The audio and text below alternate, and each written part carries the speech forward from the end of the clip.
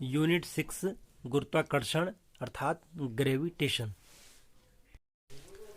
सौर परिवार में सूर्य के चारों ओर 8 ग्रह परिक्रमा करते रहते हैं, जिनके नाम क्रमशः इस प्रकार हैं: बुध, शुक्र, पृथ्वी, मंगल, बृहस्पति, शनि, यूरेनस और नेपच्यून। पहले इसमें 9 ग्रह हुआ करते थे। 9वां ग्रह था प्लूटो, लेकिन प्लूटो ने एक निश्चित पथ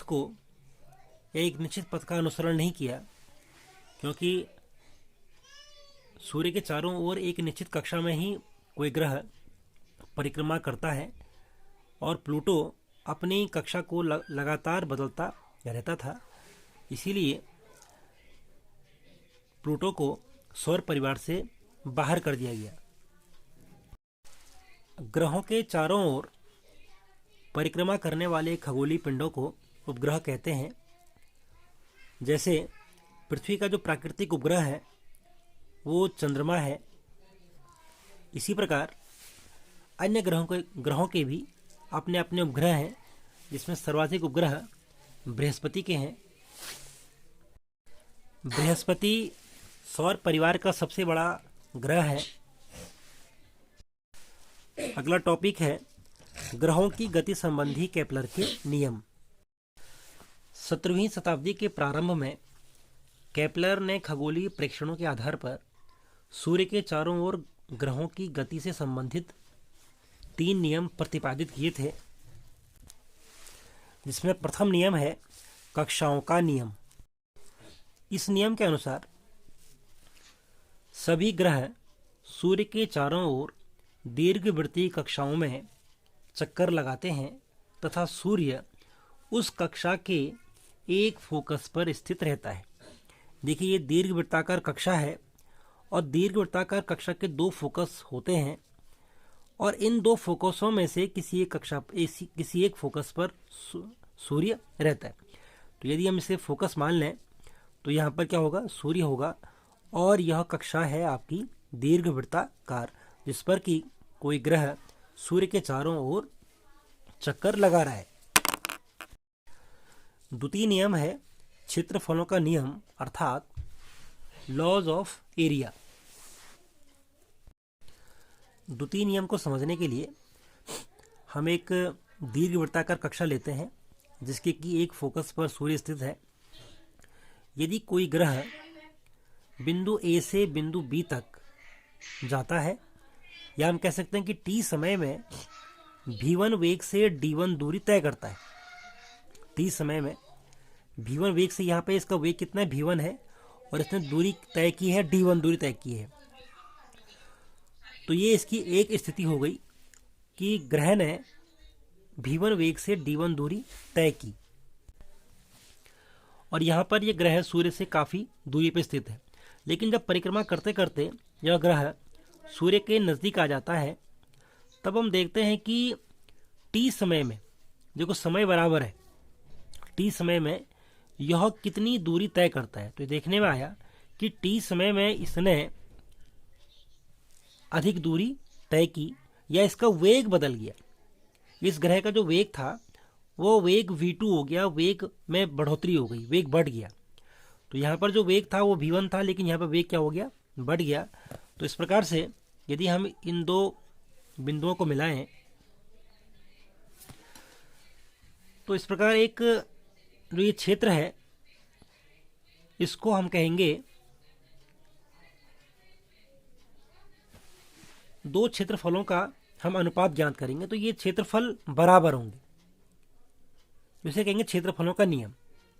यानी कि समान समय अंतराल में, समय अंतराल क्या है, समान है, तो समान समय अंतराल में समान क्षेत्रफल तय करता है। तो ग्रह सूर्य के चारों ओर परिक्रमा करते समय समान समय अंतराल में समान क्षेत्रफल तय करता है। या हम कह सकते हैं कि क्षेत्रफल SAB = क्षेत्रफल SCD। इस नियम का अर्थ यह है कि जब ग्रह सूर्य से अधिकतम दूरी पर होता है तो उसकी चाल न्यूनतम होती है, तथा जब वो सूर्य के निकटतम होता है तो उसकी चाल अधिकतम होती है। केपलर का तृतीय नियम है परिक्रमण कालों का नियम, अर्थात लॉज ऑफ पीरियड्स। तो यहाँ पर यह एक दीर्घ वृत्ताकार कक्षा है जिसके कि एक नाभिक पर या फोकस पर सूर्य स्थित है। दीर्घ वृत्ताकार कक्षा की दो अक्षें होती हैं, ये दीर्घ अक्ष है और यह लघु अक्ष है। तो दीर्घ अक्ष को हमने ए से रिप्रेजेंट किया हुआ है और बी लघु अक्ष है। तृतीय नियम अर्थात परिक्रमण कालों के नियम के अनुसार प्रत्येक ग्रह के सूर्य के चारों ओर परिक्रमण काल का वर्ग, परिक्रमण काल का अर्थ क्या हुआ, एक चक्कर लगाने में लगा समय का वर्ग, उसकी दीर्घ वृत्ताकार कक्षा की अर्ध दीर्घ अक्ष, देखिए ये यहाँ से लेकर के ओ से लेकर के यहाँ तक की दूरी कहलाएगी अर्ध दीर्घ अक्ष की तृतीय घात के अनुक्रमानुपाती होता है। तो यदि इसका परिक्रमण काल कैपिटल आर है तो आर का स्क्वायर, आर का वर्ग अनुक्रमानुपाती होगा अर्ध दीर्घ अक्ष। अर्ध दीर्घ अक्ष यानी कि ए की तृतीय घात, ए टू द पावर 3, तो R square directly proportional to A to the power 3। यह क्या है, परिक्रमण कालों का नियम है।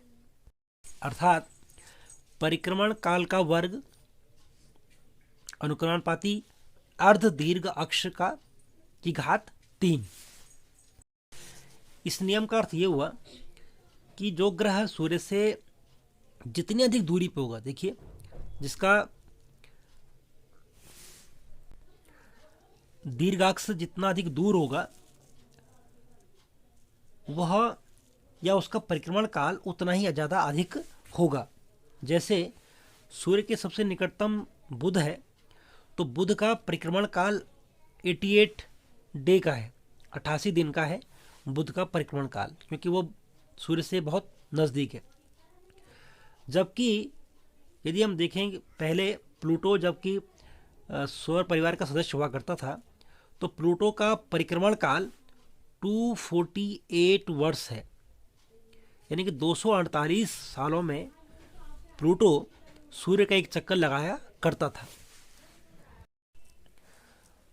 तो जो सूत्र हमें प्राप्त हुआ T square is equal to R cube, या इसको आर को यदि स्मॉल आर से व्यक्त करें तो T square proportional to R cube, और यदि प्रोपोर्शनलिटी का साइन हमको हटाना है तो एक कांस्टेंट हमको यहाँ पर रखना पड़ेगा। तो T square is equal to K R cube, जहाँ पर कि के क्या है, के एक कांस्टेंट है। यदि दो ग्रहों की सूर्य से औसत दूरियां क्रमशः R1 तथा R2 हो एवं इनके परिक्रमण काल क्रमशः T1 तथा T2 हो तो हम लिख सकते हैं T1 square is equal to के R1 क्यूब तथा T2 square is equal to के R2 क्यूब। अब यदि इनको एक दूसरे में भाग दे दें तो हमको प्राप्त होगा T1